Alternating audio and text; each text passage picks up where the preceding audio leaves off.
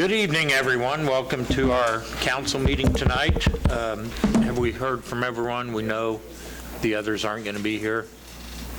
I'll have Josiah on the phone as soon as he can. Josiah be on the phone. Okay. We'll move ahead. If everyone will please stand for the Pledge of Allegiance.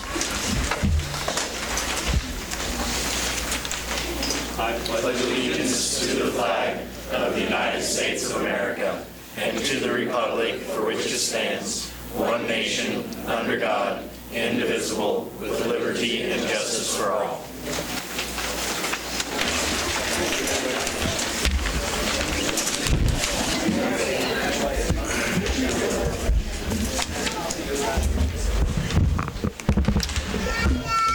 Review and approval of the agenda. I believe, is this, we had a... You need to remove the proclamation if you're not doing it Right. tonight, Mayor. The proclamation will not be tonight. If we can defer that to the meeting in the next meeting. I will make a motion to approve the agenda as amended. Second that. Motion is second. All in favor, aye? Aye. Opposed? Motion carries. Is anybody here that wishes to make comments tonight on any topic not part of our agenda? It's not part of our agenda? No. Okay. Yep. Couple minutes. Yep. So, can you hear me? Okay. So my name is Logan Stensing, and it is kind of relevant to an agenda item, but I'm not talking about it because this is just kind of in the realm of new laws for businesses and families. So in my work at Thrive, I'm an early childhood policy advocate. I mainly work in childcare, trying to help that across the state. But one of the realms of that is also breastfeeding, and one of the areas that I just wanted to share some information with you all is That is a topic on the agenda tonight. this is about different laws. So I was just going to highlight, because last year they passed 2 federal pieces of legislation, so I mainly just wanted to share that with you all. It's the Pump Act as well as the Pregnant Workers Fairness Act. On order, that's going to have to wait until the agenda item. And you can speak during the agenda item. Yeah. I just wasn't sure if that was a city ordinance. This is federal. You can speak during the agenda item. Okay. Yeah. On order. Because it does have to do with it. Okay. The Sorry. laws, Yep. The laws are being brought to our attention. We would look at the laws, and then we would also look at So just the topic where, okay, that's my fault. I was just Yes. thinking it was a different. We still love you. Yeah. No, yeah. Thank you, Logan. Same thing. All right. Consent agenda. I believe we had a correction in the minutes under It's under the approval of agenda. Councilmember Iola, it was not. Who approved that? Joel made the motion and Josiah seconded it. Seconded. We just need to correct those. So it should be reversed. It says both. No, it actually, I'm listed twice. You're Yeah. listed twice. There you go. There's the correction. So can we get a motion? I'll make a motion to approve the consent agenda as amended. I'll second. Motion second. All in favor? Aye. Aye. Opposed? Thank you. All right, the proclamation we're not doing tonight. We are ready for the sanitary sewer lagoon improvements.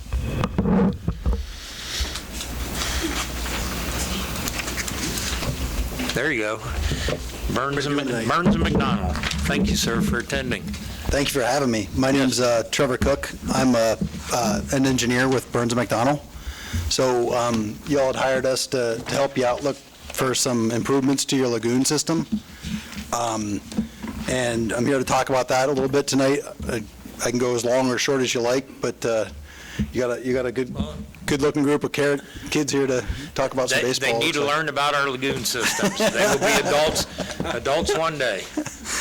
So essentially, we had to look at 3 options. Kansas Department of Health and Environment make us look at 3 options whenever we need to do an expansion to a wastewater treatment system. So essentially, your lagoons are working fine. They've worked the same as they have for years and years, and will continue to work fine. But they're starting to put additional limits on what you can discharge to the creeks. So the current lagoon system needs a little bit of improvement so that it can get the ammonia out of the water. That's essentially where the situation is. And a lot of the months out of the year, you make it just fine, but there's a couple that you don't. So the state's asking us to look into what you can do. When you say months out of the year, is that because it's weather-related, like hotter sun works to evaporate more? Yes, sir, exactly. So we looked at as many options as we could, try to find the most affordable option, because, again, you don't need to go through crazy treatment here. You do really well most of the year, but we looked at 3 options. One's a full, and this is in your packet there, the BNR facility. What that stands for is biological nutrient removal.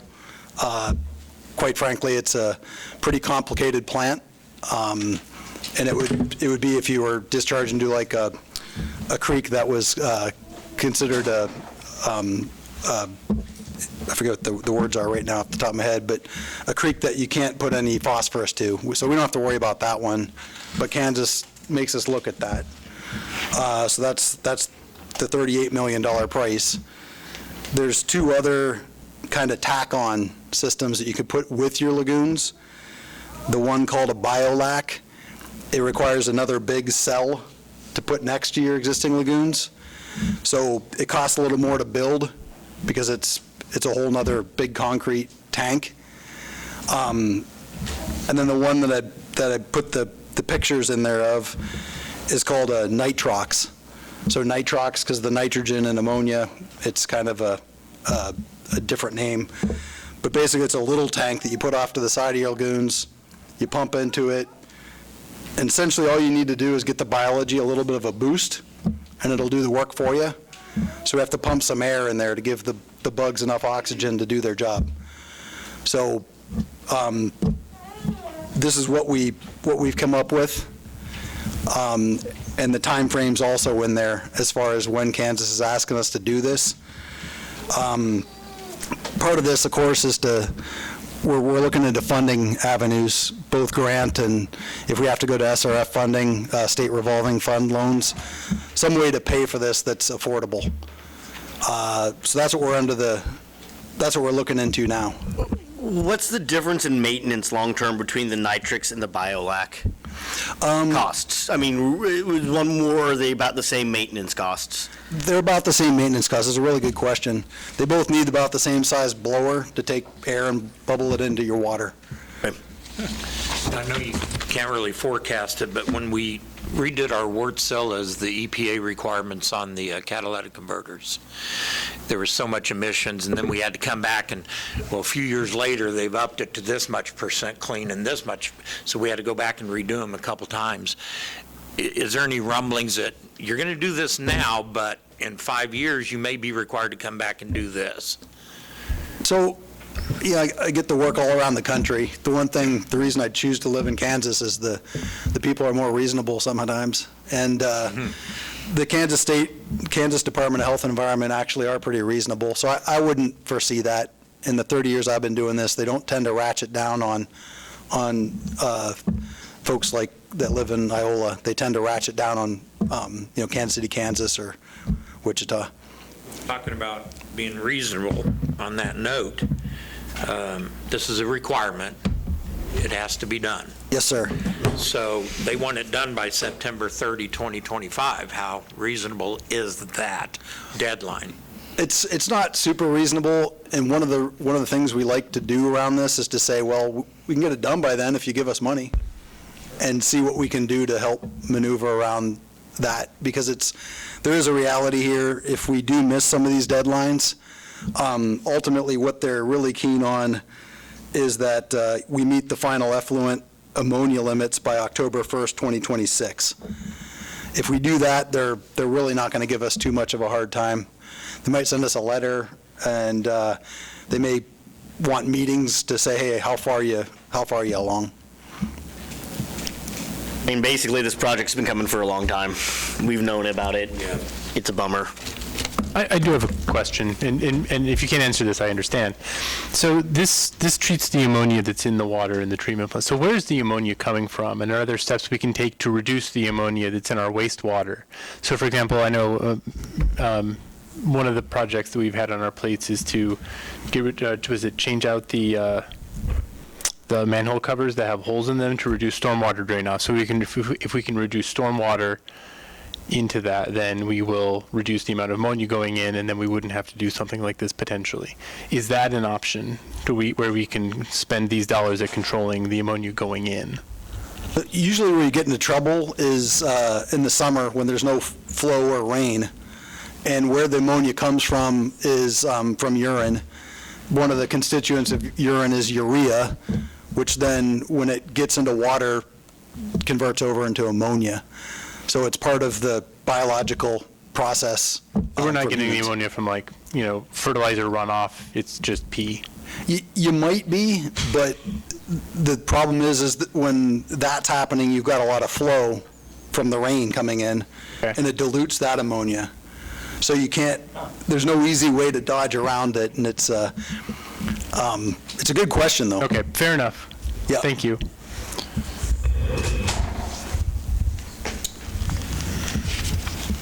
All right.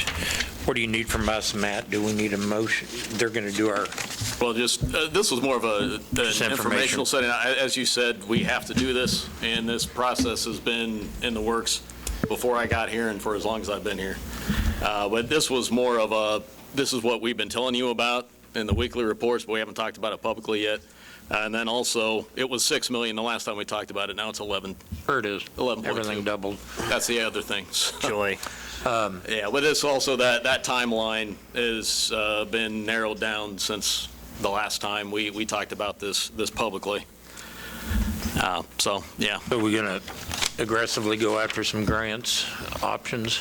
Yeah, I mean, they're looking at it now. I'm not overly confident we're going to get a whole lot, so it'd probably be more of the state revolving loan fund. And we started that process. That means rate structure, probably adjustments due Yeah. to No, there will be. the loans from KDHE will require us to meet the state medium. Well, and what that process will be is they'll figure out how much it's going to cost, and then they'll amortize it out over 20 years, and then they'll give us what the debt payment per year for 20 years is going to be, and then we'll adjust the rate structure using that payment. And they'll give us about a year in advance to make the first payment, so we'd have to make the rate adjustment about a year in advance to have the money ready to pay. But as you can see from the timeline, it's aggressive. We've checked off the first two. See, I mean June 30 is a month from now, so, and we've done that one, right? Trevor? We're most of the way, but we won't get it submitted and stamped to KDHE in that time frame, but it'll be right close. Council, any other questions? Appreciate you coming in to talk to us. Thank you. Sure thing. Thanks for having me. Have a great night. You too. Thank you. All right, Riverside Park Sport Facility Improvement conversation, and I'd just like to thank everyone for showing their interest in this. I have always encouraged attendance and involvement, and I'm really glad to see everyone here tonight. I Thank think you. you got the record. Got the record. Good show. Hey, fellas, if you could come up. Did they leave already? What? Are they back there? I can't see. Yeah, Mammoth's back there. Yeah, there you are. Ask them up. You're hiding amongst them. Yeah, sorry. I knew I saw him come in. Yeah, I did. I just lost them in the uniforms. Yeah, if you would. All right, Mayor, I won't add anything more than what's already in the agenda item. It was about a year ago you put the ad hoc committee together? Sound about right? And we've had a few meetings, and now we're to the point that I think there's a potential project in mind, but we're to the point now where we need some guidance beyond just talking about what it is we want. And there was and Mammoth is well-known in the industry for potentially turfing, well, they're known for turfing fields, potentially turfing ours. And we were to the point that ad hoc committee, and it got down to representatives of the city and the school district. It was myself, Corey, and the mayor. And then it was, Superintendent Fager, and then two members of the school board. And we didn't, after talking about what the next steps were, the next step was to bring a professional in. And we didn't know anyone offhand. Stacy had a pre-existing relationship with Blaze, and so we talked through going outside of our purchasing policy and doing an RFQ and just calling a firm and having them sit down and talk to us. And so we were a little nervous about doing that, but also Mammoth is well known in the profession. I think the name can kind of speak for itself. And so we sat down and had a meeting with them, and that ad hoc committee was there. And then at that meeting, we decided it was time for them to come and talk to the whole governing body. Now, tonight, you're not being asked to give a go, no-go on the project itself. I think we've made that clear in our communication with you. What you'd be tasked with tonight is just give them the go-ahead to do an engineering study. Obviously, there are concerns with doing improvements to a field in this park. April 28th is a perfect example of that.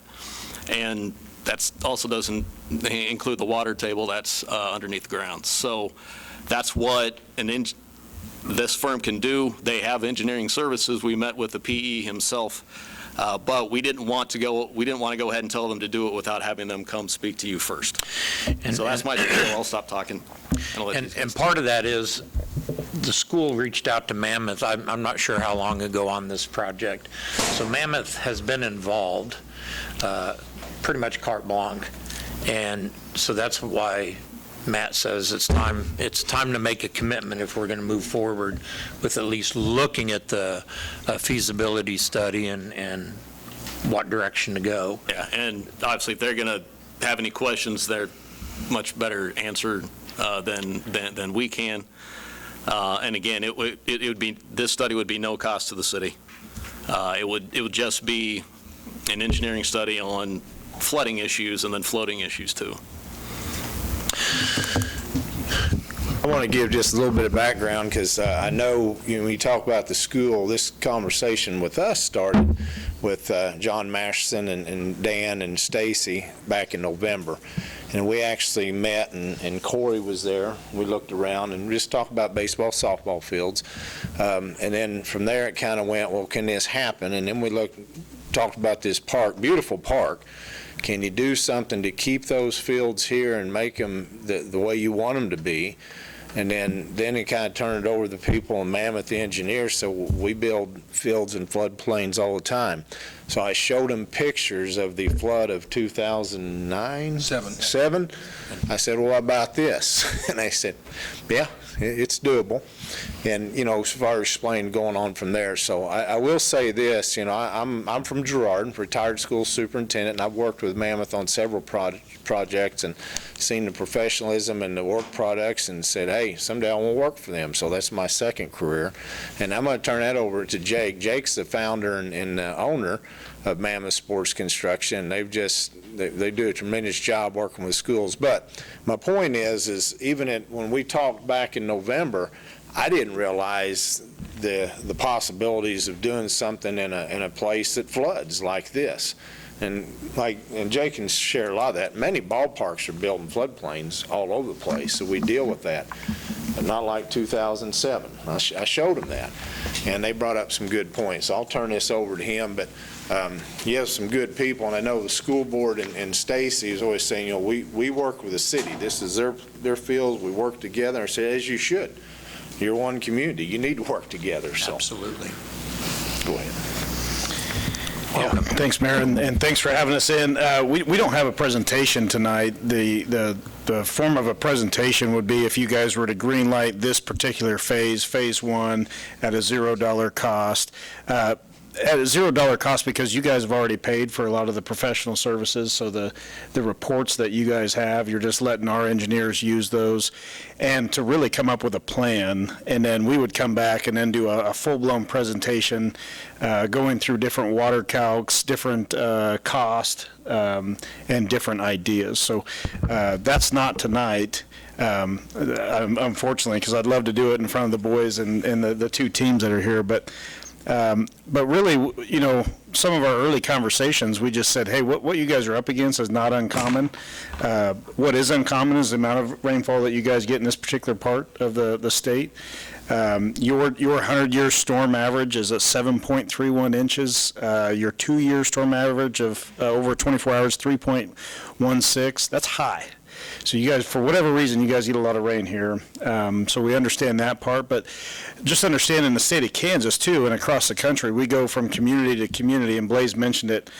I don't know when it was, the 60s, the 70s, maybe it was the 50s, but a lot of communities across the country built their ballparks in places where nobody else could build anything else. So that happened to be flood ground a lot of the time. That was city-owned or county-owned or land that somebody couldn't do anything else with. So we've run into this quite a bit. Some of the communities you'd be pretty familiar with. Silver Lake, Kansas was told for 24 years they couldn't build a synthetic turf field. Their town is in a bowl. It floods, and Kansas Highway, the Department of Kansas Department of Transportation, thank you, KDOT, wasn't going to allow it.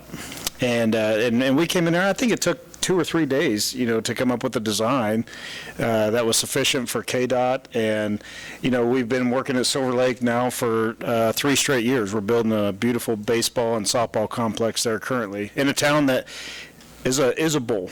It's flooded. So I think you guys have a unique situation here. I think most communities, and I realize the rhetoric and the frustration behind the flooding here in the park, but most communities, and I'm from a small town still, would absolutely love to have a park like this. So we'd love to be able to show you different ways that we can make it sustainable. And just know that the way we see synthetic turf fields, they're not hard surfaces. They are actually gigantic retention ponds. So a big part of this presentation will be turning something in that might be a small detriment or unusable or constantly flooded or a high cost of maintenance, and turning that into something that college and pro players play on. So it's that type of dependable surface, but it's also a gigantic retainage pond underneath it. And every square foot, and then Blaze, I know initially what the school was talking about, just doing the infield. I don't know this yet. Our recommendation's probably not that you probably can't do the infield there because of the way the outfield floods. We need as many, the square footage that we need, every square foot that we add that's synthetic turf, that's that much more retention that we can add. So our recommendation, I can just tell you already by all the initial data that we have, will be a full synthetic baseball field, full synthetic softball field. And I don't know how the relationship works with the high school owning the football field here, but if you wanted to figure out a way to stop flooding this building here, we will present a way to take that water from this parking lot and around that building and send it over to the fields.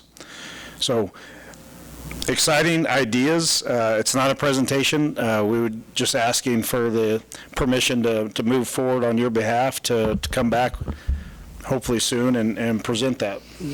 Could you just talk briefly on, because I'm sure the question will come up and might as well answer it now.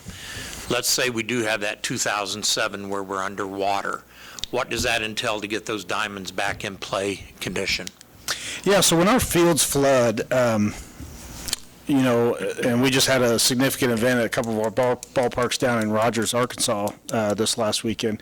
When our fields are hit by significant weather and flooding as a part of that, the worst thing that can happen is that our drainage is tied into the city, and if the city backs up and there is a bubble there, it comes up through our drainage and it can stop water from going this way and push pressure up into those fields.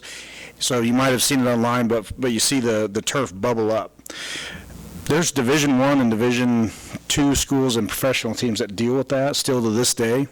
But it's the infill displacement that we're dealing with. So if you guys have a 2007, the biggest thing that we're going to be concerned about is debris that goes into the turf. So whether that's dirt or rock or anything else, and we would have to come in and clean that out. And possibly in a few situations, just because of the amount of debris that was in there, we pay for some infill. I believe down in, let's see, this was in the southern part of Oklahoma, we ended up putting about $15,000 of fresh infill in. But 2-3 days of maintenance, you're probably talking less than $2,000. And I think if I remember right, at our last meeting we attended with you, somebody was of the belief that it would float and it would rip out and the turf would be seen getting away from it, but that's not the case. No. So roughly 7 to 8 pounds of infill per square foot. So it's heavy. And if you guys have ever had, we get calls all the time, hey, can we come get used turf when you rip whatever field out? And we always say yes, it's free, but you gotta bring machinery and you gotta bring some massive trailers to be able to haul that stuff around. So. I mean, I don't love the park, but I'm fine moving forward. I'd like to see the study. I don't think we can jump to conclusions and I'd like to see what you all present. I'm perfectly fine moving forward. I know those fields are in rough shape. We haven't done a whole lot in the park since 2007. I know we've put some netting up, but other than that, I don't think we're really doing a service for our citizens. And I know baseball, softball are very, very large sports in this area. I'm fine moving forward, with the study at least. I'm good moving forward with the study, and then we would just go from there. Yeah, I think a study would be a good idea. Hey, Corey, can you ask people to speak up, please? Yeah, Josiah finally got him on the phone, so make sure you're speaking in the mic so you can see. Do you want to put him over by Steve, too? It's usually easier to hear. Hold on just a second, Josiah.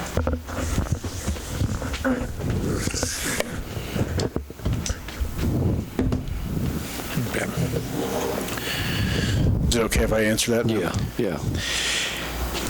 So we have in the document that you all have, we have it in 3 phases. Phase 1 is the engineering services for $0, and that is to give you guys an idea of what we can do. If you greenlight phase 2 is a design and pre-construction services. We have that listed as $30,000. Part of that pre-construction services is you guys deciding how you want to take that to market. So if you want to have construction drawings and have a bid day, if you want to bid certain services out like concrete or excavating, HVAC, plumbing, you can have a bid day for that. The part about other sites, and I think Blaze has visited those other sites, we'd be more than happy to explore those for you, but we don't have the professional data that you already have on this park. So the next time we come back down here, we won't be presenting any other sites unless we're told to move on that, and that'll be somewhat of a different proposal. That makes sense to me. All right, thank you. Because we paid for that study already. That's a good point.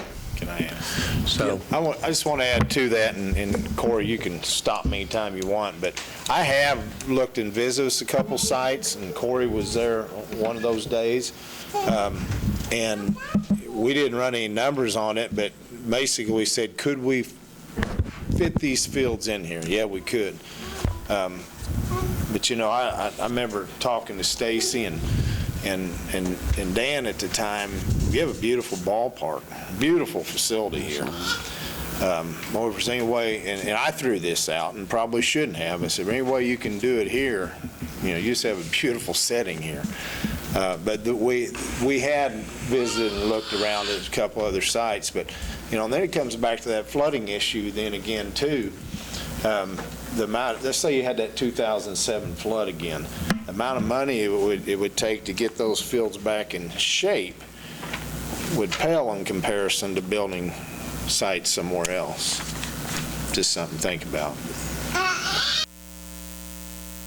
I'd like to move forward as well. I'm also curious to see how this would affect flooding that we historically have in the rec building, and if that can be improved. I'd love to kill 2 birds with 1 stone. Fine moving forward. Thank you for your time, and thank you for all these young men that showed up. Shows good initiative. And women. And ladies, sorry. Ladies. They were hiding. My bad. Yeah. Thank you. So, Would need a motion to. we'll need a motion. Let me, Into the contract. right before we do that, Donna, did you have a comment about this? I do want to say something. Okay. Shocked.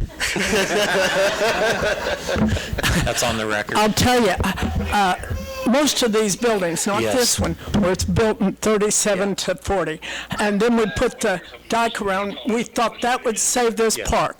Well, my husband was a football coach, and it didn't save what he built on. He and the dads of the football, we put that stadium on.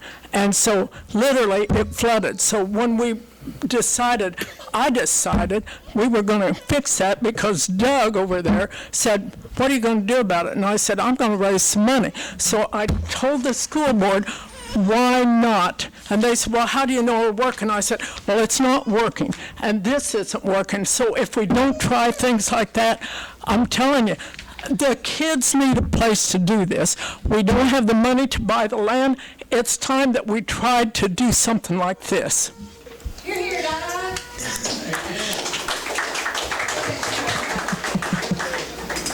So before we ask for a motion, are all of you here to support this, or you're against it? All at once. Support, come on, where's the enthusiasm? Are you going to come back to the next meetings to give your input when we discuss this?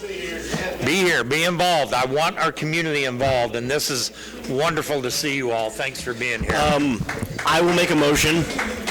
Okay. I will make a motion to approve the engineering study at zero cost to the city through Mammoth. I'll second. Okay, did you hear the motion, Josiah? No. We're making a, I will make a motion to approve the engineering study through Mammoth at $0 to the city. Okay, this is the study. yes, the study. Okay, okay. Okay, we have a motion. Do we have a second? I'll second. We have a second. All in favor, aye? Aye. Opposed? He's an aye. Okay, thank you. All right. That ends that sports complex discussion, so thank you all for attending.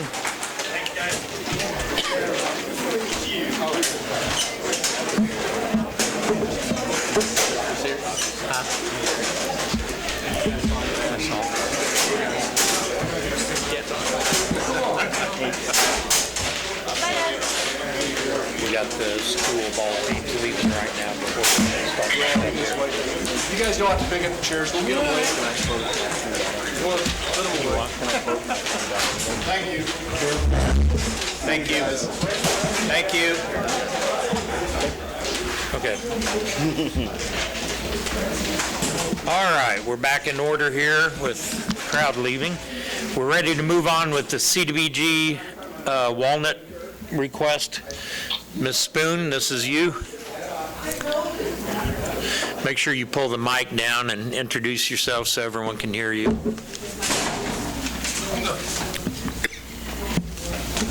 Thank you. Thank you.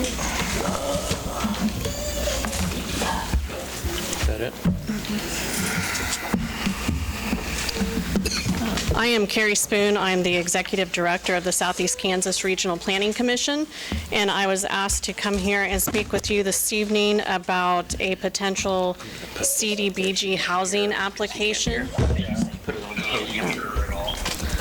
It would be on behalf of Mr. Lamb to address the property at 1336 North Walnut. Sorry, we have a counselor calling in. That's a mistake. Raise the microphone a bit.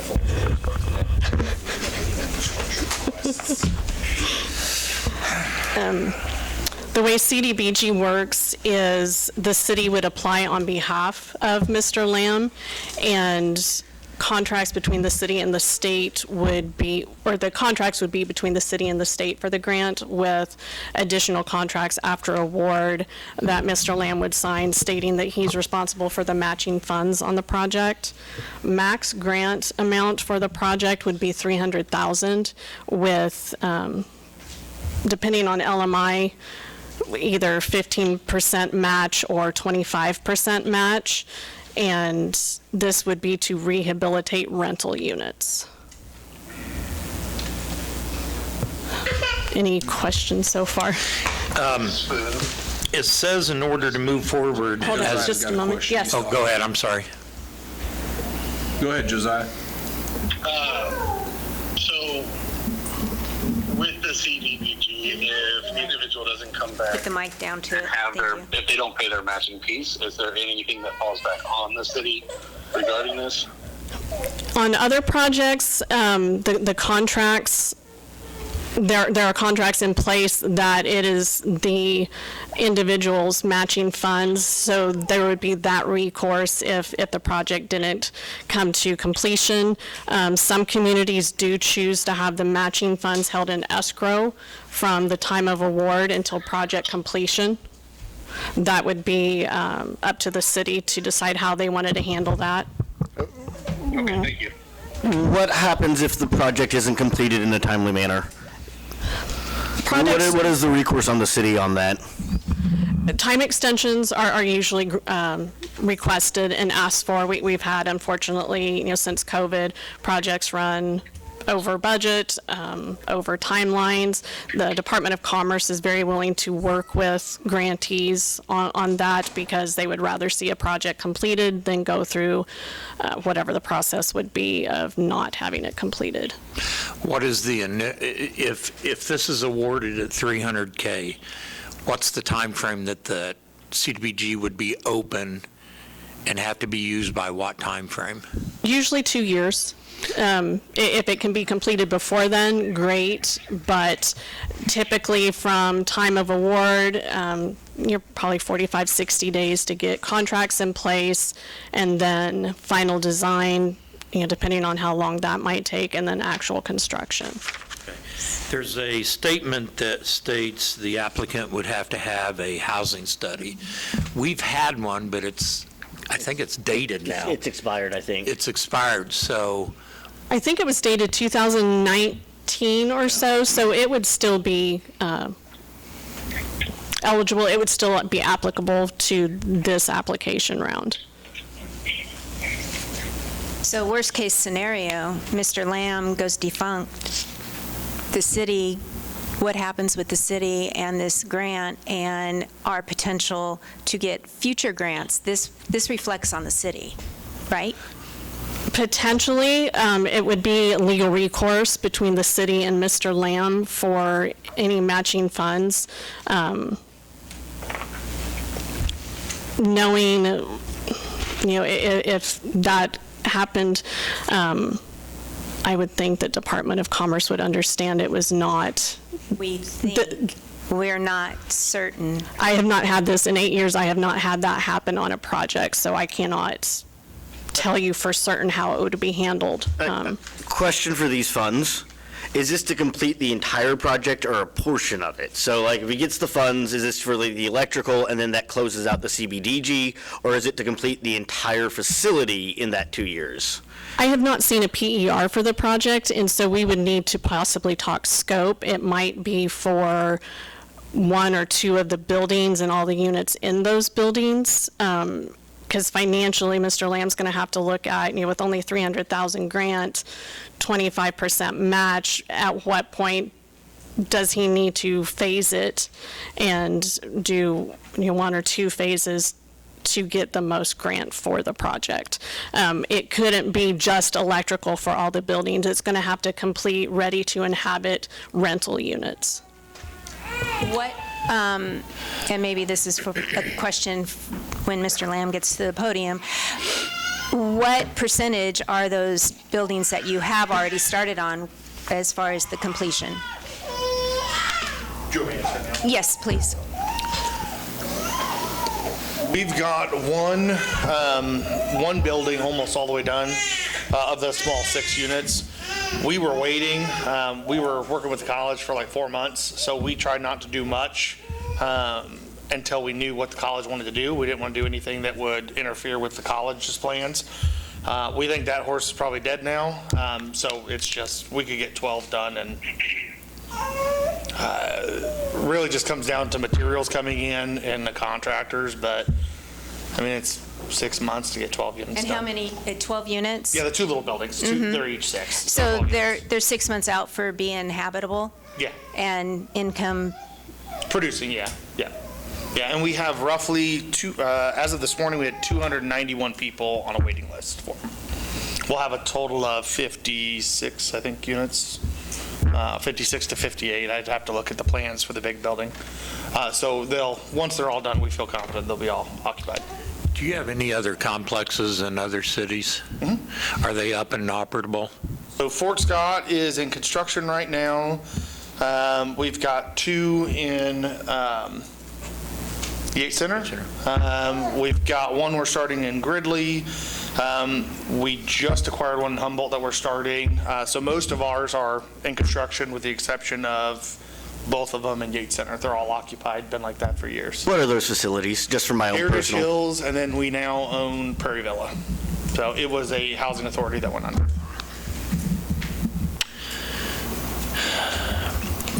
Does the city, we don't currently have any CDBGs open to us, right? The fire truck's all closed out?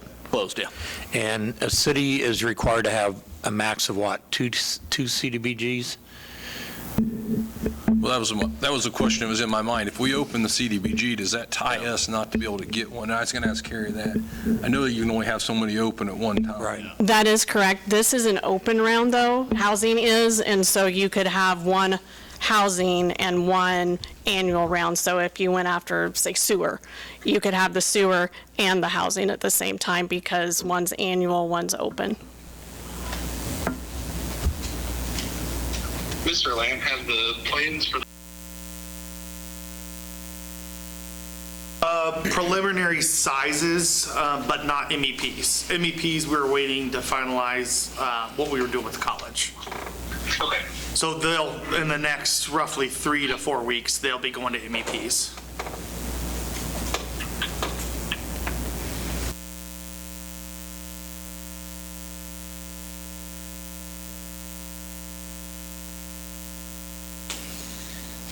There's no other questions. Can someone move me over to the mayor?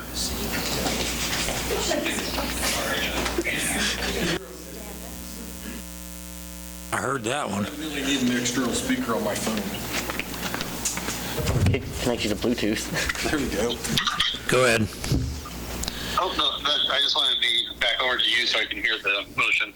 Okay. I don't know that we have a motion yet. Give a comment. Any other questions to Mr. Lamb? Any other questions for Ms. Spoon? Mr. Walden, you'll need to come up. Yeah, come on up. Mr. Walden. On the mic, please. We need to, because they're watching on TV, they need to be able to hear That's you. real good. How many did you say you had on the list to rent what you're working on? Oh, there's 291 291 on a waiting list. on a waiting list. Okay. Well, I live next door to you. Okay. Now, if I had 291 people waiting for 12 units, I believe my construction time would be a little less than what you've taken.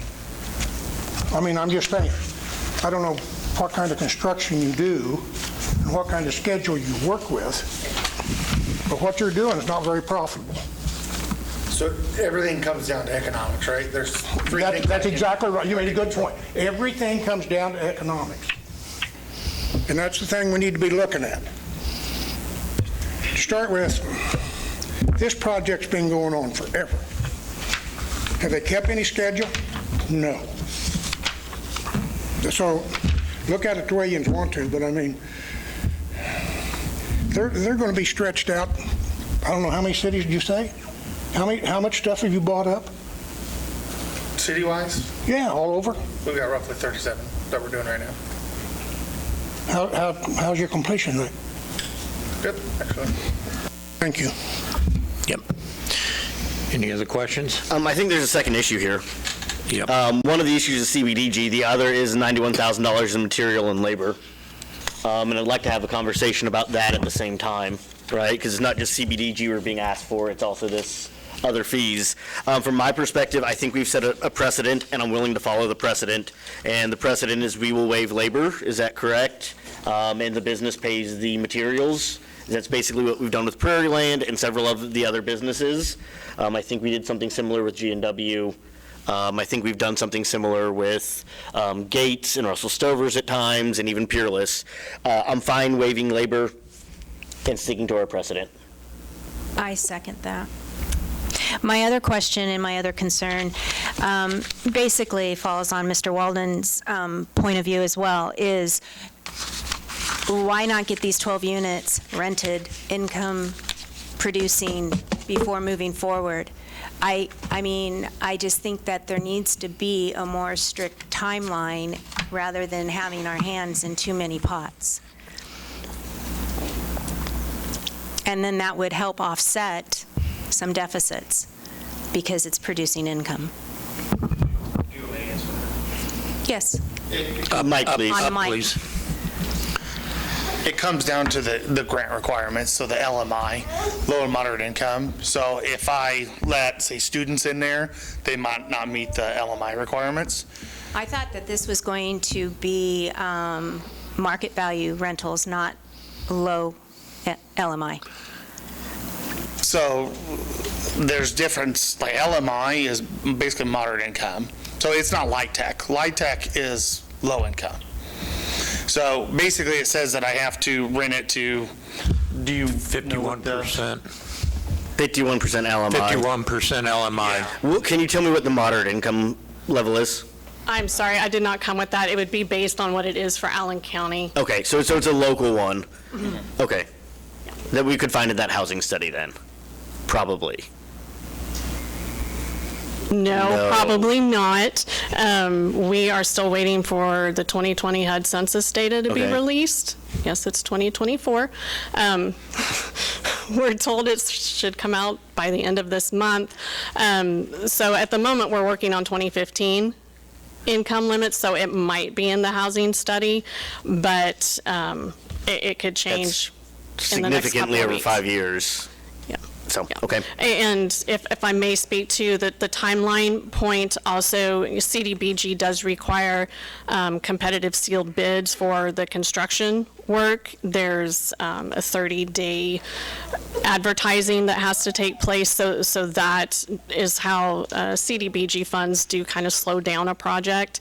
And then I do have an administration concern on what you were speaking about, labor.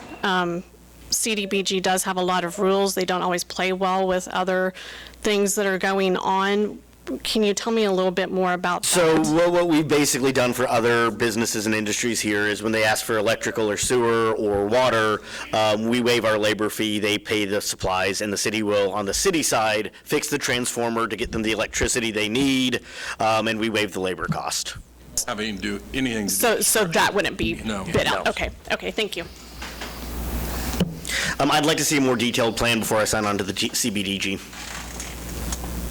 A significantly more detailed plan, and I'd like to see those funds in a secure escrow if we do move forward and it's awarded, Absolutely. the matching funds. I have one question, guys, that Carrie probably can answer for me. What, from a staff perspective, do we have to administer on our side if they do approve it? Because that's one of my concerns is. I mean, I feel CBDG grants are many strings attached. It should be the slogan for them. We tough to tend to be especially when you're talking infrastructure projects, CDBG is the smallest pot of money with the most rules. As far as city staff goes, there would be documents when grants awarded, the grant agreement, bidding, advertising for bids, opening the bids. We would need to work with the city office on scheduling all of that.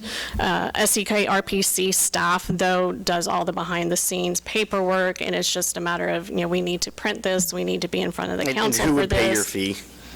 Who's responsible for the fee to SEK?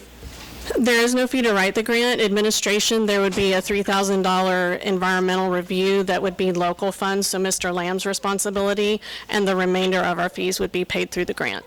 Okay.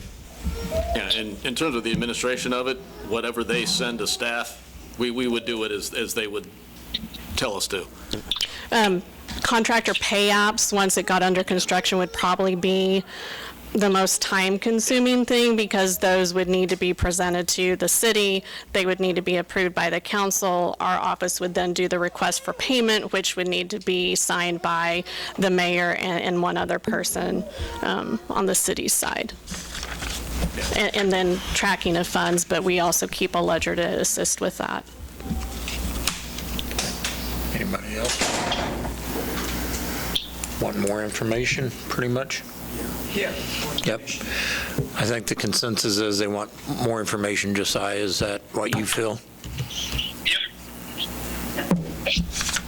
Okay. Thank you. That's it for now. Thank you.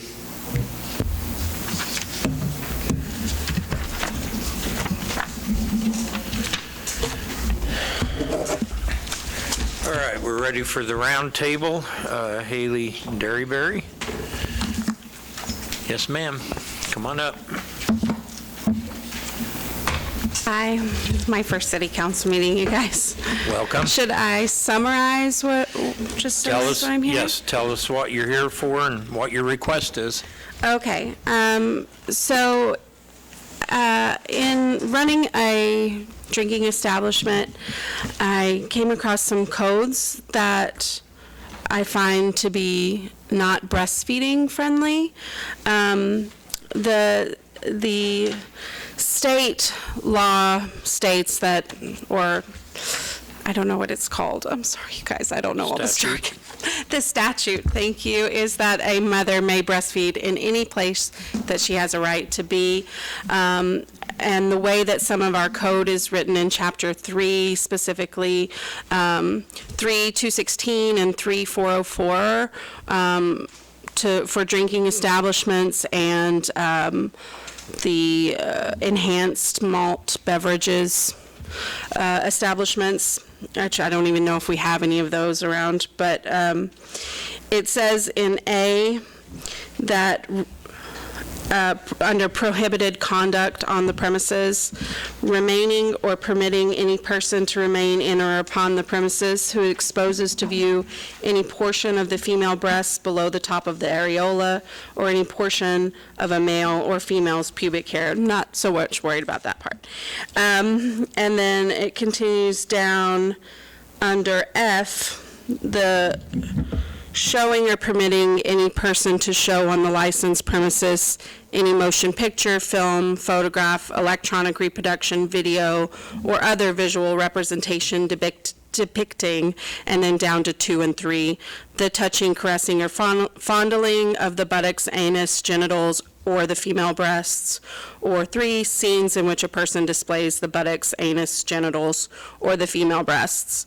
So I was aware of this code just owning a drinking establishment, and then when I met with Brittany at the health department or the community health center, this is the county health, what is it? It's the multi-county health department. That one, the multi-county health department, about breastfeeding. We had brainstormed a breastfeeding brunch, which actually took place last week.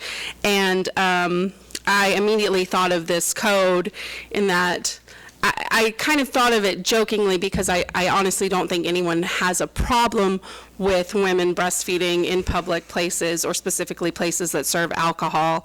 But I did think, well, technically per this code, this wouldn't be allowed. And even we made cupcakes in the shape of breasts because a big part of breastfeeding for women is getting them to feel comfortable with their body and being in public, and normalizing those representations of female breasts is a big part of a woman not feeling uncomfortable, not feeling embarrassed being in public, breastfeeding her child. And so that under representation, visual representations of the female body. And then furthermore, as an owner of a drinking establishment, I wanted to eventually host art exhibits and artists, and so I felt that that code would be prohibitive of any artist whose work depicts nudity. And so I'm hoping that there can be a rewriting of that code, one, to accommodate breastfeeding mothers, and 2, to think more broadly of the human anatomy, not only as something for sexual debauchery, but, for in non-sexual terms as well, to allow things like statues and artwork and things that might depict female breasts or buttocks or so forth. And then also, even further, just a woman's the wording to specifically state female breasts is, I feel, a hindrance to a woman's constitutional right for equality. To say that it's female breasts that we can't look at, not male breasts, or, and then where's the line for that? And what are we saying to women when we group something like female breasts with something like genitals? Because in my opinion, and I think in many people's opinions, those are not on the same page at all. So I would like to see an updating of this wording for that reason. So I actually teach a unit on obscenity at school, and it's my students' favorite unit. Because we're talking about obscenity and what can and can't fly. And the long story short is it's very, very tricky to define the difference. One of the examples I use is, let's pretend I have a calendar and it's got all these famous photos or pictures of Michelangelo's David and Venus de Milo and Aphrodite rising from the sea, or as I call, famous paintings of naked people. I could probably have that calendar in my office and no one would complain. But if I put the Sports Illustrated, or swimsuit edition Sports Illustrated in my office as my calendar, I'm going straight to the president's office. And there we start getting into intent. And I have no problem changing the breastfeeding laws. When it comes to the movies, I really would prefer like Kansas League of Municipalities or our lawyer to get involved. The courts have been not very helpful on it. I think the standard ruling is, I'll know it when I see it. Which is not helpful for citizens or governments creating laws. I would ask us to move, if we're trying to change, where I also don't have a problem with you showing a rated R movie at your drinking establishment. AMC does it, right? In Kansas City, AMC does it all over the nation. They have beers and rated R movies. I don't necessarily have a problem, but I think the wording is going to be very tricky, and I don't think we as a group have the expertise to tackle it. I think it's a KLM or a Bob Johnson problem. So I have a quick question. I mean, the breastfeeding should be easy. We can caveat that. Real quick, I don't think we'll enforce it. I know the state has different rules. I'm pretty sure the state of Kansas, again, not a lawyer, allows women to go topless at beaches. Right. Is that correct? So I don't think we could stop it. And there's nothing in the code to say that a woman can't be topless in any public area. It's specifically drinking establishments. Okay. Josiah had a question. Strip club. So with subsection A and the breastfeeding, does the state statutes make it a moot point for our codes? Follow-up question to that is, then do we need to go through and just clean that up? That's question 1. It's my understanding that the city code supersedes the state statute. No, not at all. Other way. No. And then federal law is going to supersede the state, usually. Okay. That's what the courts are for, is to determine who wins, and it's usually never the city. The case you're talking about, Seventh Circuit Court looked at it. This is part of it. It was during the Free the Nipple campaign that came up. So do we just need to clean that piece up in our code so that it's not in there, or do we keep it in there? That's more of a question for staff. I don't think we do anything until Bob Johnson advises us. I think with what John suggested, that was going to be my suggestion. We're all lay people, and I think we need our attorney to look at this so that the laws and statutes and ordinances are written appropriately with what the law already is, with what you're thinking. Right. So then subsection F, I feel it's a slippery slope when we start to allow it in drinking establishments, because while John says, rated R films are okay, the definition of rated R has completely changed to where the films, when some folks were young that were NC-17, are now rated R or even PG-13. So it's too subjective to open that up, I think. And unfortunately, we'll never get to where it's objective. And so I would prefer not seeing a change to subsection F. Well, my first thought when I read that, not having any intent to show anything, was I had just watched the movie Boss Baby. And for instance, in that movie, there are many visual representations of the buttocks, like all over the place, baby butts here, left and right. And so I jokingly said to my husband when I read that, I was like, oh, well, I guess we can't show Boss Baby at the brewery. So I do think just that wording, there needs to be dated. some tweaking. It feels dated to me. It does not feel up, and there are several others. Roth versus the United States in the 50s was a major failure because it was no redeeming social value standards, and so Playboy just starts putting articles in its magazine, and all of a sudden it's a news magazine, so it fails. And then we get to Miller versus California. By community standards, that's offensive. It's virtually impossible to do because the community standards at the college versus the community standards at a conservative church, they're both part of the community, have very different standards. I say we send this to Bob Johnson. Okay. And did you have anything you wanted to add now that we're on this topic? Yeah, I can speak a little bit. And while you're coming up, Donna, do you just have a quick question? No, I want to comment. Okay, I'll let you follow him. After Donna. Okay, go ahead. Yeah, so, my main focus was actually not going to be on the ordinance, but I can talk to that too. But I mainly saw the ordinance discussion as an opportunity to highlight some federal legislation that passed last year that I think we all need to be aware of.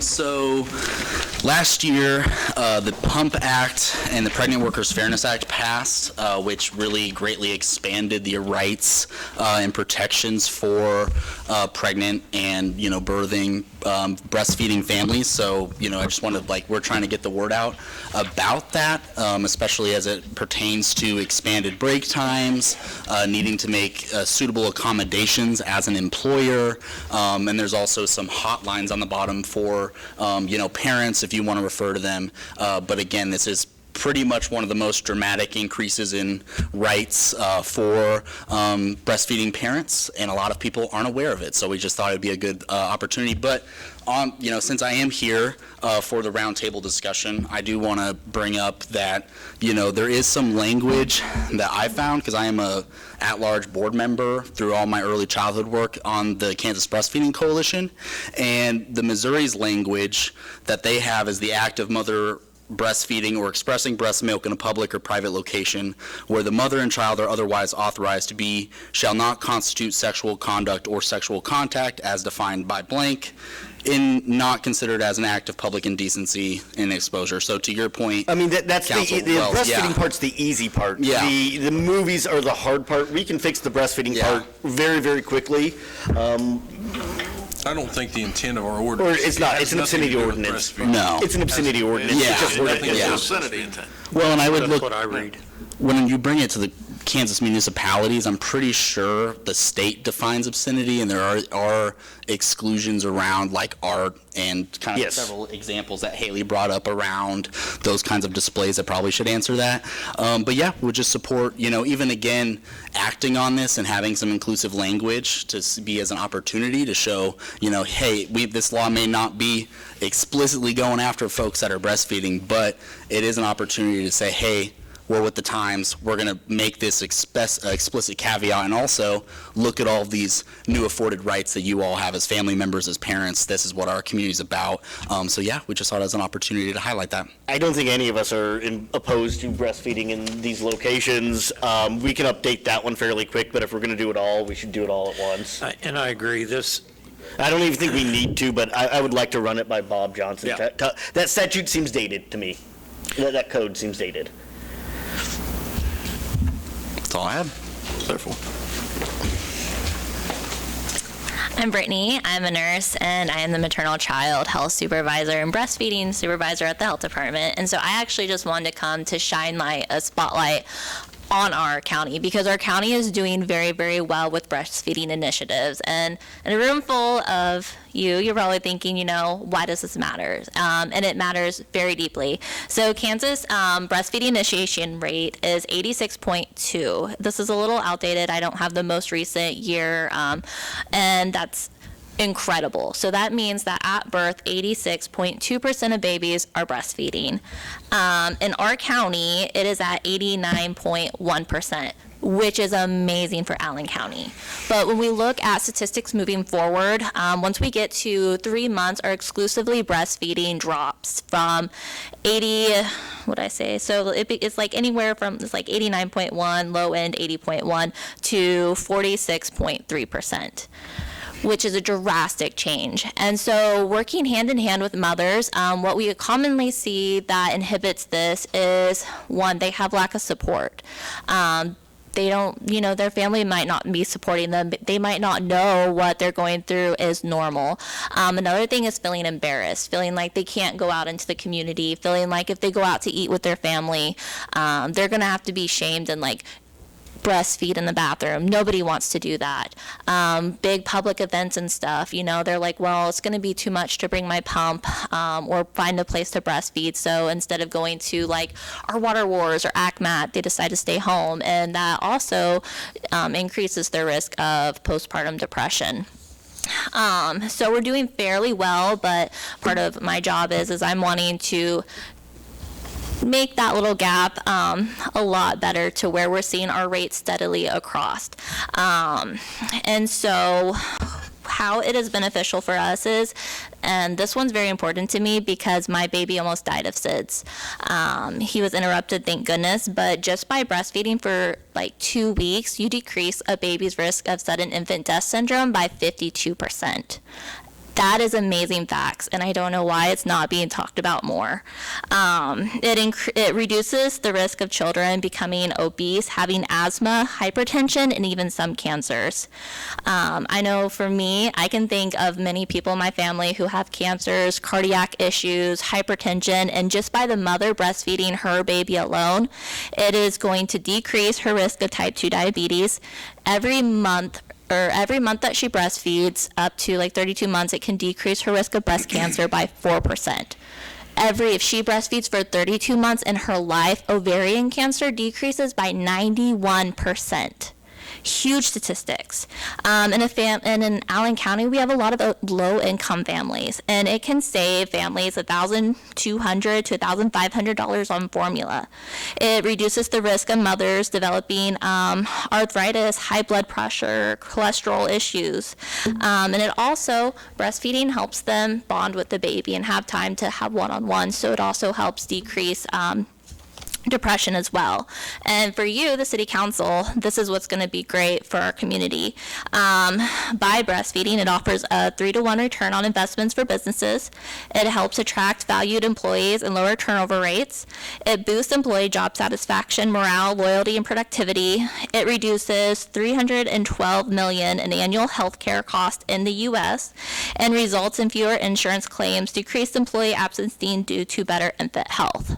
And so what I'm hoping to work for in the health department is to be more involved. We're doing a lot of initiatives to help mothers feel supported in the early, but now we're working on what can we do in the community. Having our boobs and brunch like we had with Haley was amazing. It was the most inspiring thing to see a group full of women come from across the lifespans. We had older, younger, some who were in middle class, some who were in low class and struggling, come together, bond, talk about their struggles, talk about their birth journeys, and just really feel safe and connected.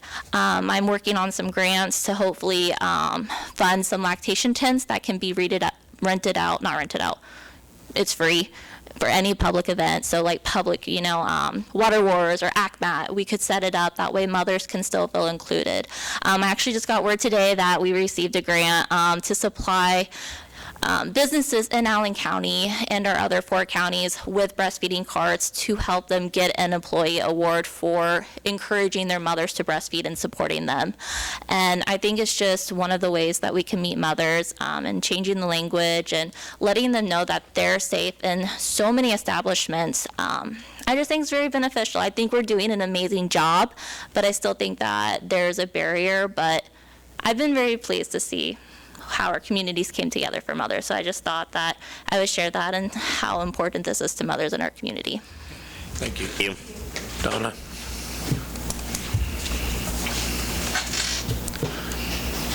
I have no statistics, but I breastfed both my kids because I have allergies and they have allergies.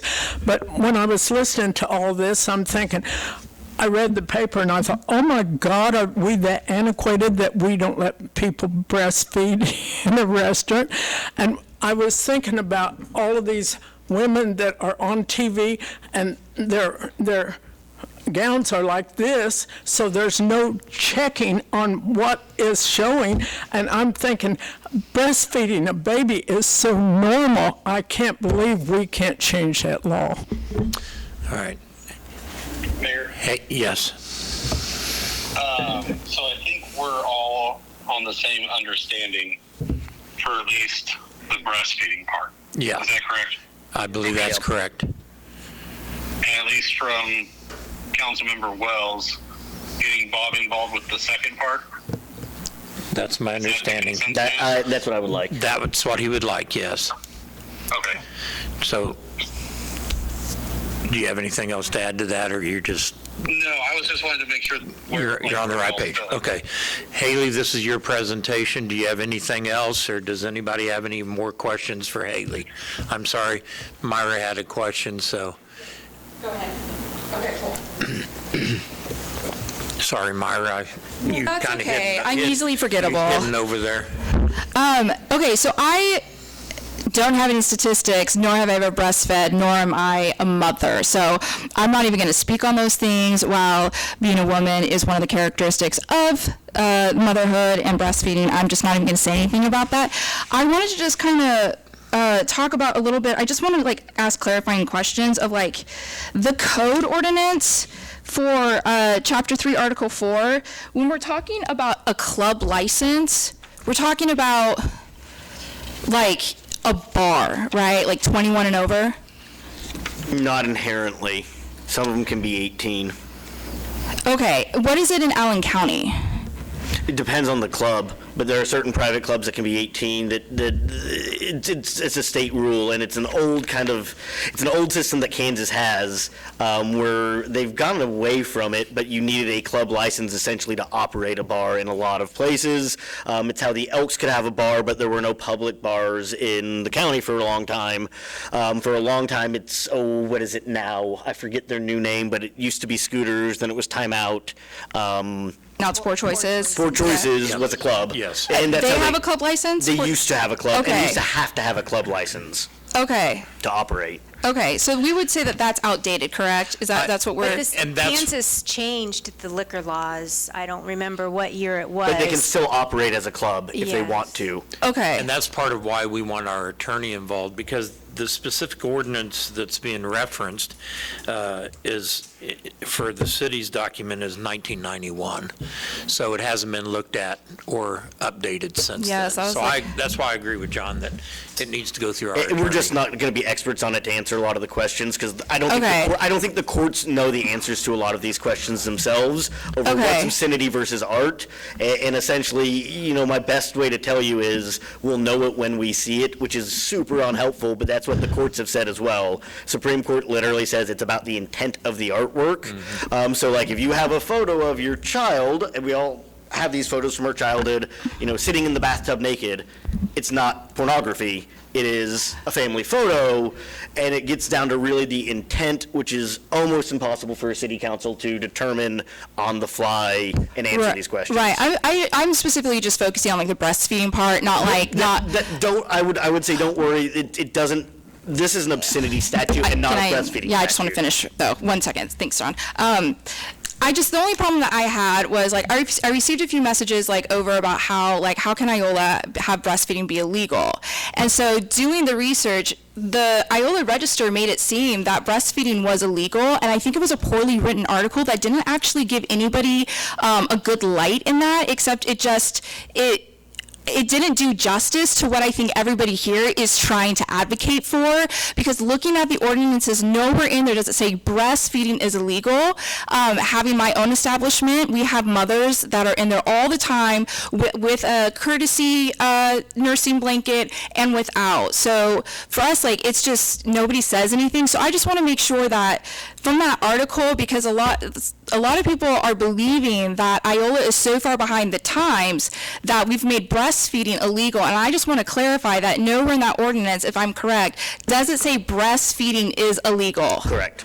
Okay, that is what I wanted to clarify, and Has that's... it been anything that's ever been enforced?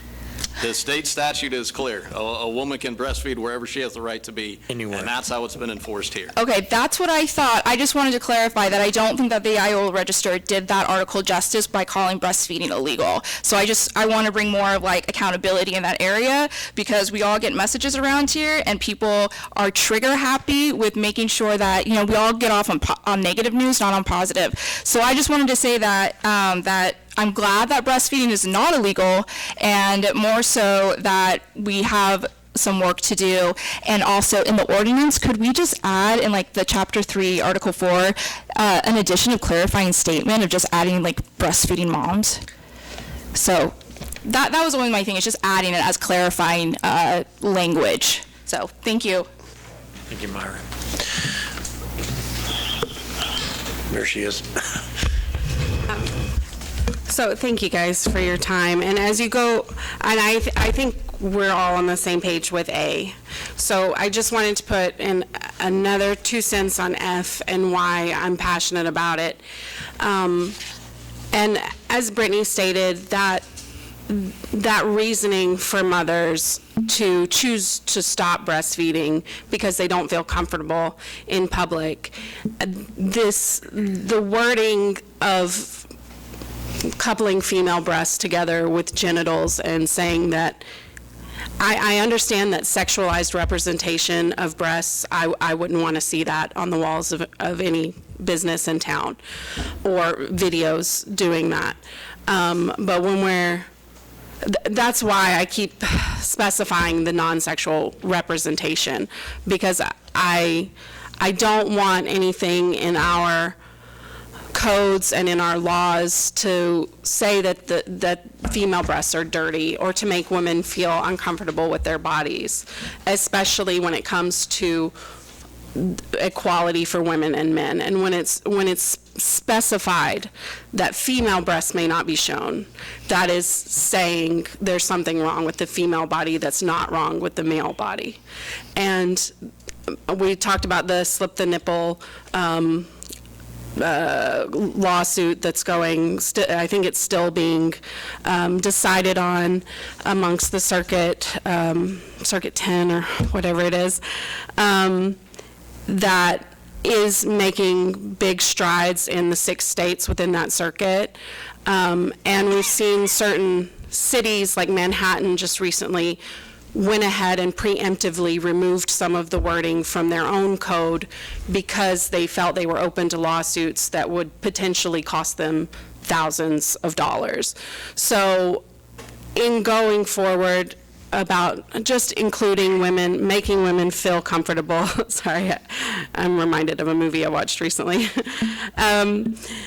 that it is really important for the inclusion of women and feeling equal and feeling comfortable as a breastfeeding mother, to make that clear in our laws. I'm sorry, I feel like I'm being very vague. But I would like you to double check on the city code superseding the state statute. It does not. Because I'm actually pretty sure from all the research that I've done that no matter what a state has in place, if a city code, okay. I guarantee the state statutes will always trump city code. If we try to enforce the statute and it violates state law, we'll get sued and we'll lose very quickly. Yes, but that's correct. But if a woman could be arrested, for instance, for bearing her breasts in a drinking establishment, she can still be arrested in the city of Iola, and she would have to sue the city of Iola for that to go further, but a woman may not pursue I mean, that. it may not even be a suit, because if we arrested, the courts would throw it out almost immediately. But now we're getting to hypotheticals, which any good lawyer and any good judge would tell you we try not to do. Basically, the prosecutor would have to determine whether or not it was a violent arrest. And that's a whole other issue for the courts, and I try to stay out of law enforcement in the courts, because a little bit of knowledge will get you ruined real quick. But we will look at it, and we will send it to our attorney to fix. Okay, and I just want to, there is precedent for it, and for even, from what I read about the Manhattan case, even the code existing can be considered a violation of a woman's rights, even if it isn't enforced. So I really think it's something we need to bring into a new era and revisit that wording. And that's specifically F. I know we're all on the same page with breastfeeding, but I think F going forward is something that we need to also look into. Thank you, guys. And I believe you've heard our direction. We'll gladly send it to our attorney, and thank you for bringing it to our attention and for your time. Thanks, everyone, for your involvement. Thank you. All right, council and administrator reports. Mr. Joel? Yes, sorry. I will make a motion to suspend the rules and add an agenda item, which would be Senator Tyson. It will need a second and a 2/3 majority. I'll second that. Motion and second. All in favor, aye? Aye. Opposed? Motion carries. Thank you for coming. To suspend we're allowing Ms. Tyson to speak. She came at our invite. I'll vote in the affirmative. He's voting in the affirmative, if you didn't hear that. Thank you.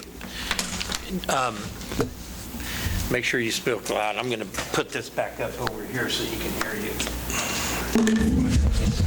Hearing us pretty good. That's one of our council members that had to call in. I don't know if you were here. I was aware. When we took his phone call. Yeah, thank you. Yes, and thank you, Mr. Mayor, for the invitation, and council members, it's nice to see you. I know you saw the email chain, so I'm here for any questions.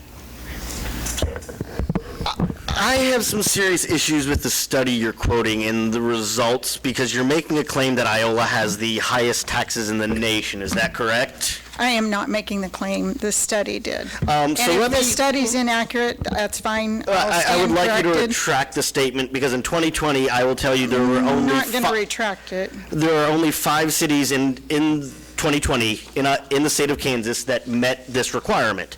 Of those 5 cities, Concordia has a mill rate in 2020, which is the study you quoted, of 206.674. Fort Scott had a mill rate of 202.270. Independence had a mill rate of 203.337. Iola had a mill rate of 195, and Pratt had a mill rate of 199. We were the lowest in the state that met the requirements, and now we're being called the highest in the nation, which is blatantly false.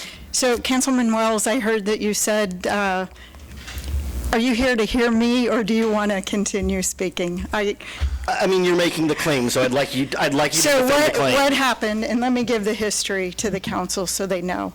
So we were in session, and somebody gave a presentation, and they quoted the Lincoln Institute of Land Policy. PVD was in the room, legislative research was in the room. Nobody disputed that statement. So I have given speeches that quotes this information. That Iola, it quoted, was the highest in the nation for commercial rural property. That's what I said. And so what's interesting about this, whether they're the highest in the nation or not, we've got a problem with property taxes. I don't think anybody will dispute that. We have a problem with property taxes. And I can give you a quick example. From 1997 to 2023, Allen County property taxes have increased approximately 320%. 320%, when inflation has only increased for the same time period approximately 80%. So we do have a problem with property taxes. I don't have Iola specifically, but it is Allen County. And what we found in the state is that, and you guys are going to know this, any county with a community college definitely has a higher rate. In fact, Cloud County that you listed, community college, I think, I didn't hear all of them that you said, but It a basically all majority of of them do them, Cloud, Pratt, Independence. they're all community colleges. Fort And when Scott. you look at every single one of them, so not saying that the community college is the issue, but it's something that needs to be looked at. It's been studied before. Should they be pulled into the same formula that the regions are, so that it's not property taxes that are funding? The interesting point about that is the community colleges themselves do not want in that funding mechanism. And I don't know if they're afraid of the breakdown or what, but they do not want to be treated as we do the regions. We just give them a pool of money and they just go with it and distribute it as they do. But so the bottom line is we have a problem with property taxes. Whether it be the 51,000 that you emailed me or the 62,000 that was quoted by the Lincoln Institute of Land Policy, you pay for that building in less than 20 years with either number. You pay for $1 million building in property taxes. So we have a problem. I say we. I don't have anything to do with governing the community locally. I believe in local control, but I do want to solve this problem for the state, and that's what I'm working on, and that's why I raised the conversation. We have to address property taxes. One of the things that I did was, and you guys are probably aware of it, revenue neutral. You'll be voting on that in a month or so.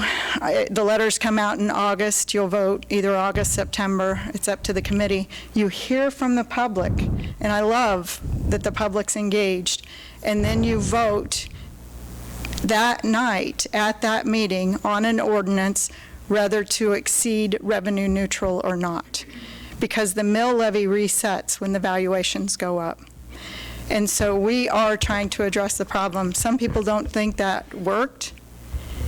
I received national recognition. I didn't do it for that. But other states are actually modeling after it. And there's over 4,400 property taxing authorities in the state of Kansas. Were you aware of that? Over 4,400. 55% of them stayed revenue neutral last year. 55%. We wouldn't have even known that if we wouldn't have had that legislation. And I looked at your guys' budget. I looked at the 2022, 2023. You're working very diligently. I mean, it looked like a 6% increase from what I saw. Is that correct or not correct? Pretty close. Yeah. So I would like to work together. I know your email to me was a little threatening. Maybe it didn't mean to be, but I don't think it was threatening.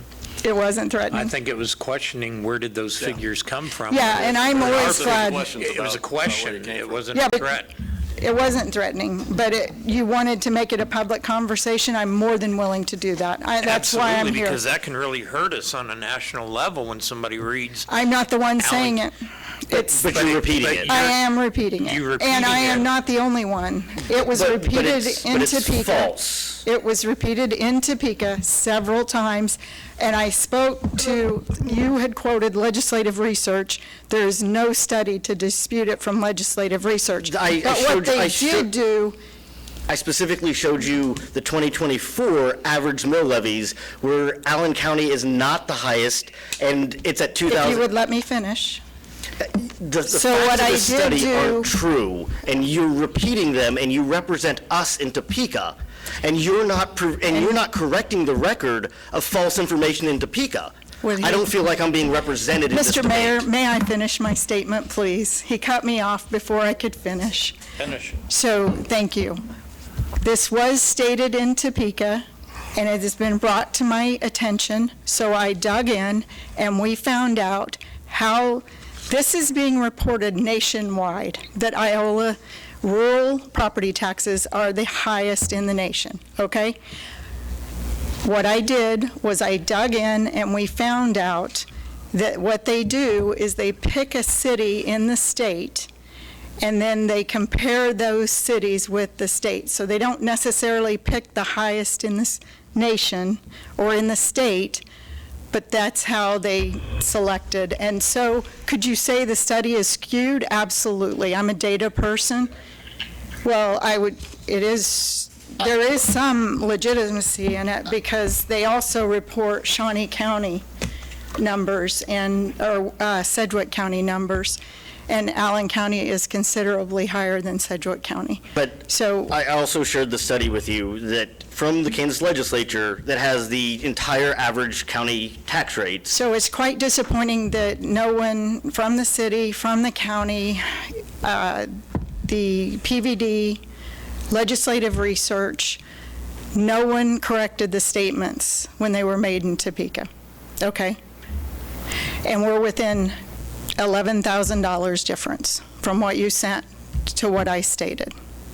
But I am more worried about the statement that we are the highest in the nation, because when that gets in the papers and you repeat it, that does not attract businesses to us, that drives them away. And I've point blank proven that 5 cities that met this requirement have higher taxes. This time. I will.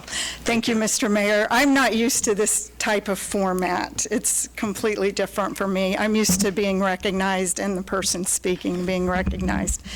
The paper, she works very diligently. Does this paper get everything right? I'll leave that for you. I don't know, I haven't seen the article. I don't know what was said, but I do know that the Land Institute reported that, and that I reported that that building would be paid for in less than 20 years in property taxes. So whether it be your number or the number that was stated by the Land Institute, that is a fact and that is accurate. I have a comment and a question. Sure. So I thank you for coming. Thank you. I read through I'll give my comment first, and then I'll ask my question. You can respond to both if you could. So I read through the study. It's an interesting study. I really like, what stuck out to me was, I believe it was table 2G, where we started to compare the median home prices. And in that, the median home price in Iola was like $78,000, whereas in most of the other places, it was far higher, right? So I think you'd agree, like, you know, like, people have come to visit me and seen my house, and they're like, oh gosh, where I live in Chicago, this would be $1 million property. And in Iola, it's, like when I moved here in 2007, I think I was told, a home over 200,000 only sells once every 2 years, right? So I think it's fair to say $1 million property in Iola, if you took that to any of those other cities, they didn't compare the commercial values in the study, but I think there's probably a very strong correlation between Iola having the lowest median property value in all of those studies, and comparing them to the commercial would stay true, right? So if you took that out, you need to adjust those rates somewhat when you're evaluating them. And I would encourage you to do that and take a look at that. But my question relates to the property taxes, right? So, and it's tied to the other taxes as well. So property taxes and sales taxes are how local entities like counties and cities can raise money.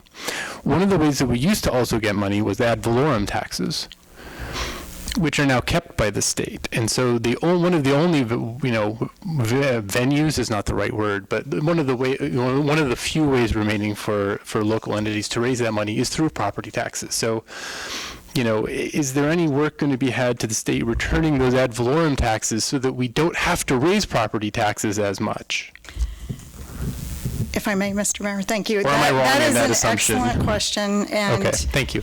Way before my time, way before your time, the LAVTR, that's what he's referring to, the local ad valorem fund that would be returned to the counties. It's been over 20 years, I don't know the exact number, that money has not been returned to the counties.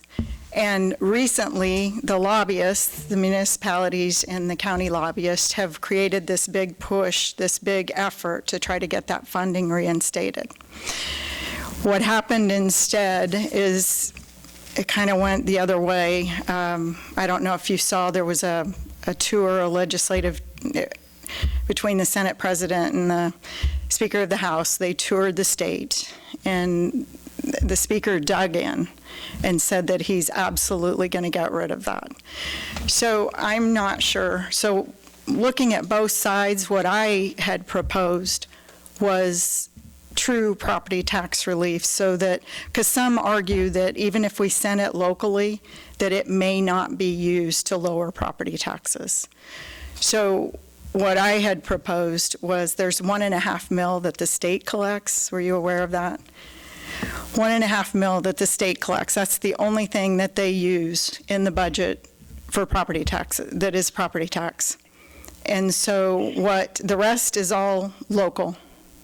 It either comes back to the local schools, it's the city, the county, your fire, your extension districts, whatever the local property tax is. So that $1.5 million would have been, the governor has proposed for a couple of years, and I've always voted for the LAVTR funding. It came up when I was a freshman in the House, and I voted for it, and it's come up one or two other times since then. But she had proposed in her budget $54 million. And so I got to looking at that. We could wipe out that $1.5 million, and it would be true property tax relief for everyone. It'd be $1.5 million on your vehicles, your real estate, all of it. And get rid of the LAVTR. So we just stopped the conversation. To me, that was a very good solution. Another thing I really liked that the House did that we lost, and that was to put another $10 million into the, and I know it's not a lot, but into the bridge and road and bridge fund. Because we already have the equation for distribution. It would go to municipalities and to counties. And I really like that idea, instead of, and get rid of the LAVTR. Just put it in that fund directly, because then you know that it's going to be used for infrastructure and local. That didn't pass. I'm not sure why. We lost it in negotiations. Part of it was because of the fiscal note. I'm sure you guys have all heard that the tax bill, we've passed it several times. I'm not sure what's going to happen. There's a couple of provisions in it that I've been fighting for about 4 years now, and one is to exempt Social Security from state income tax completely. There's other provisions in the bill, is it would lower income tax. If we did things like that, I think that would be helpful. The LAVTR funding, I don't know. We are working to find legislation that I've heard a proposal that maybe they fund it for a year or two and then it goes away. But something to compromise, but I don't know where that's going to land. I'm not in on those conversations, but what I would like to tell you guys, and I don't have Iola's, you can get Iola's number for this, their pull factor for their sales tax pull factor. Are you guys familiar with this? So it's what you bring in to the county for sales tax, your pull from out of county, people coming in or people staying home to buy. It's your sales tax pull factor. And Allen County is fairly good. It's at 0.92. And if you look, Anderson County's at 0.61. Lynn County, where I live, it's at 0.5. It's really poor. That tells you we are going elsewhere to purchase products. I was always taught to buy at home, to buy local. Well, this demonstrates how important it is, because that would help you. The more people that would buy local, the more that your sales tax collection would increase, and it could help you in lowering property taxes. The other thing that doesn't get talked about is the inflation. As inflation increases, we collect more. The state collects more, you collect more. It's just given. I give a simple example. Most people don't understand the hidden tax. But say you have a gallon of paint, $10 gallon of paint. And I know you guys are nice. You're only at 8 point some percent. Other counties are over 10% in sales tax. But for ease, we'll say 10% sales tax. So you pay $1 on that gallon of paint. Well, inflation. 2 years later, we're not paying $10 anymore, say $30 a gallon. So you go, we didn't raise taxes, state didn't raise them, you didn't raise them, but we're still at 10% on sales tax. $30 gallon of paint, you're paying $3 in sales tax. Your coffers went up. People aren't talking about that. And they keep saying, well, we can't afford these tax cuts. At the state level, we can absolutely afford them. I've watched the coffers go up because of inflation. And so there, it is manageable. It is a way. I study this stuff, you guys, and I will make sure and let everyone know that Allen County and Iola is not the highest in the nation, okay? That's what you're wanting. I sing your praises here. This is one of the best communities.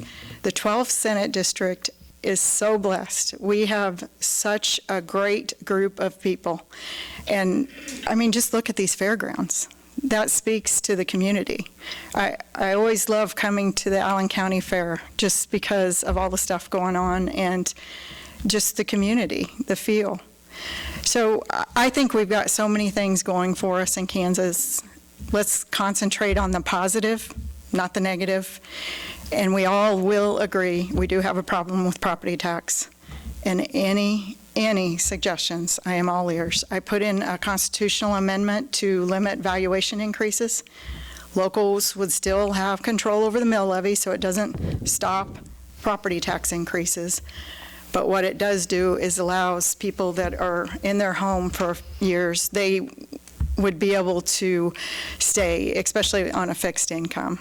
They would know be able to estimate somewhat what the increases would be. And so we couldn't get the House to move it on it, though. We lost it. I appreciate your candor, and I appreciate you stating that you're willing to correct your statement about the Well, tax I issue. didn't make an inaccurate statement. I quoted an inaccurate source. And I appreciate you recognizing that. Yeah. Let me ask you a question about the sales tax pull factor. Iola is kind of in a unique situation because we have a Walmart. Counties around us, they don't have a Walmart. So that does draw. Right. And I better correct myself. I'm sorry, Mr. Mayor. I did not realize they were inaccurate, and they are loosely playing with the truth. How's that? So I will definitely. Thank you. Yeah. I appreciate that. Yeah. So the sales tax PO factor, we do get extra taxes because people from Woodson County shop here at our Walmart. We get a lot of people come in. But what about all the people that are shopping online now? So that, we changed that. Did that And get what's changed? interesting is the previous House chairman fought us on that. But we did change that. The state collects online sales tax now.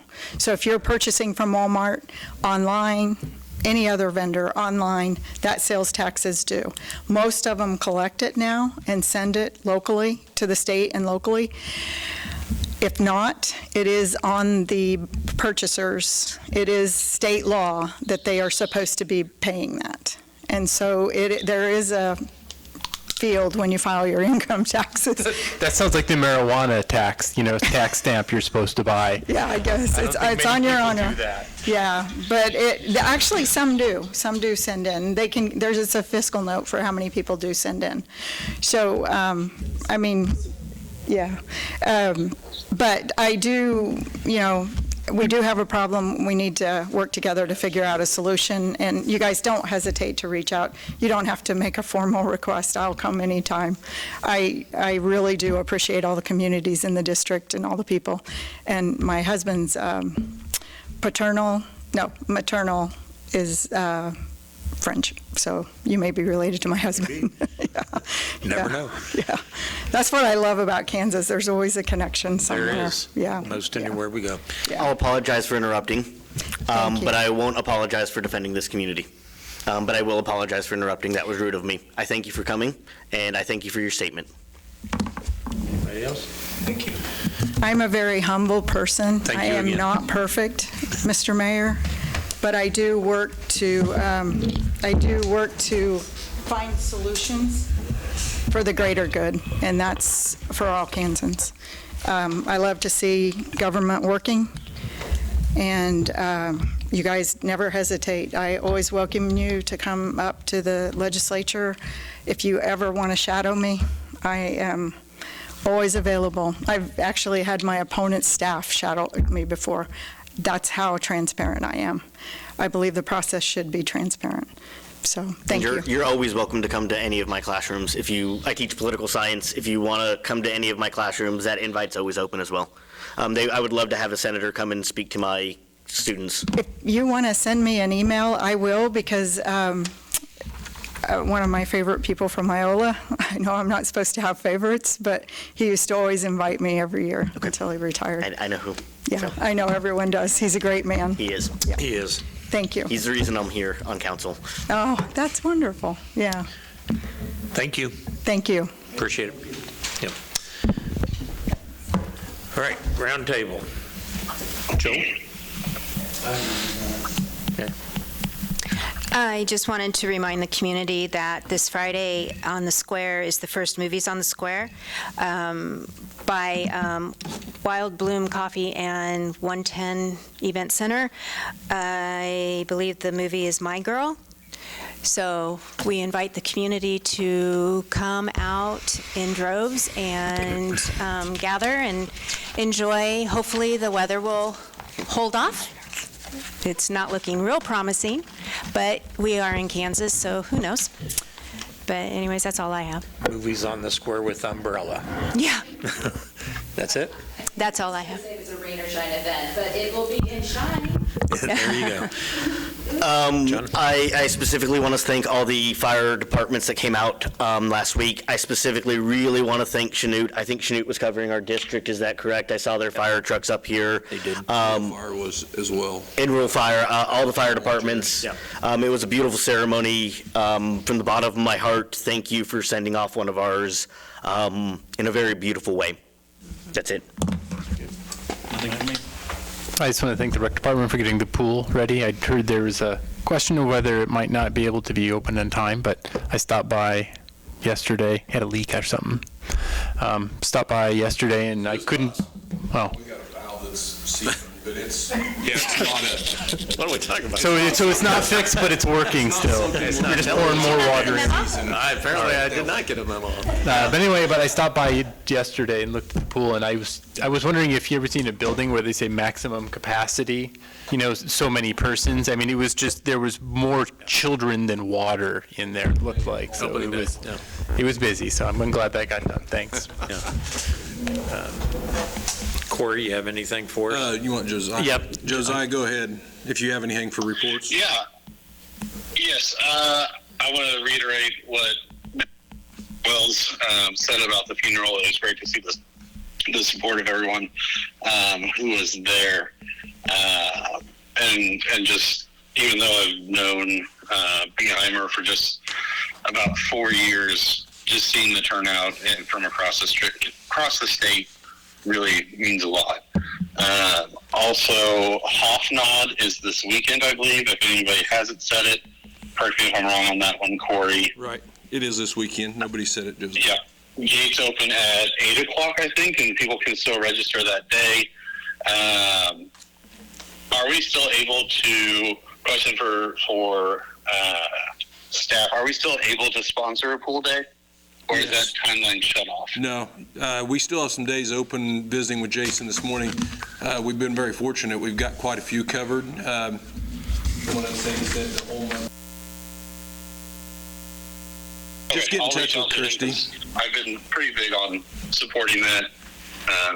Just wanted to make sure that I do. I also want to thank the high school students who came out tonight.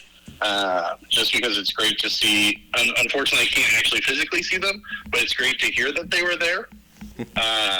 And making their voices heard.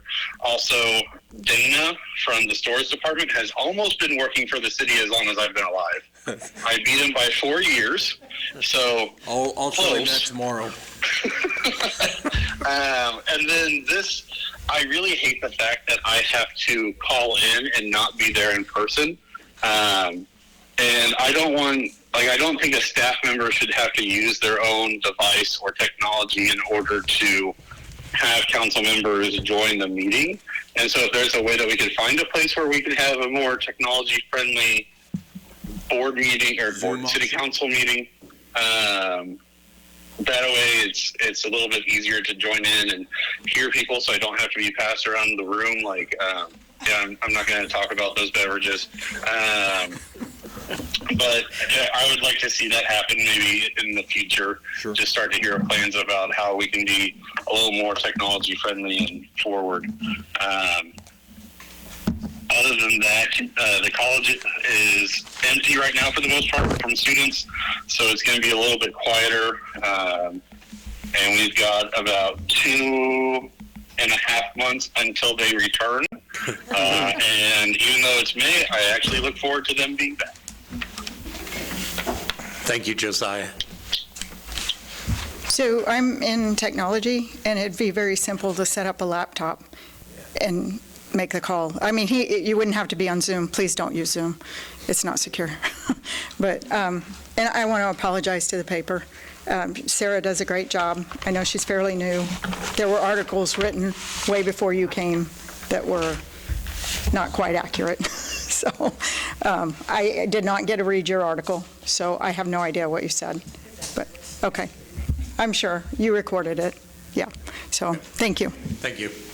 I don't have anything. Corey, did you have anything for us? Just give you a quick update on a few projects going on. Cedar Brook's getting really close. Mm-hmm. They're finishing the last piece of sidewalk. All the roads are in, streets are in. It's getting close. They're doing grading and backfilling on the lots. So hopefully we'll see our purchaser for the lots start going vertical in the near future, I hope. I haven't spoke with them recently, but hey, we might want to reach out and give them I know an they've update and talked see about where they're building at. permits on a couple other lots. Yeah. And they were waiting on those. I think building permits are going to be pulled soon. That Cedar Brook will get done hopefully by the end of this week. Dot the i's, cross the t's. But yeah, I think this summer you could start seeing some houses built out there. Good. Great news. Looking forward to that. Yeah. Probably into June. Yeah. But for the most part, construction's done. And just an update on the rec building, we're still working with the insurance company on the floor. And actually, we've got it ordered, it just hasn't come in yet. So we've kind of limited the access to the gym itself because we've got the underlayment down.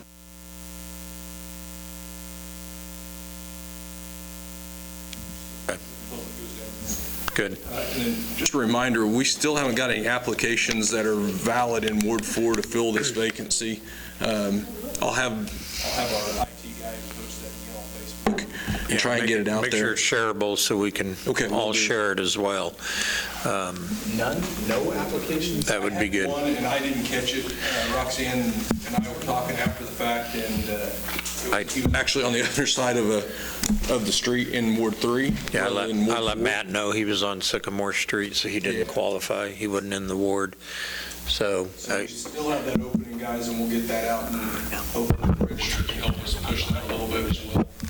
They just need to come in and fill a board application out, and then we'll get it to you guys to review. Appreciate that. That's all I got, sir. Okay.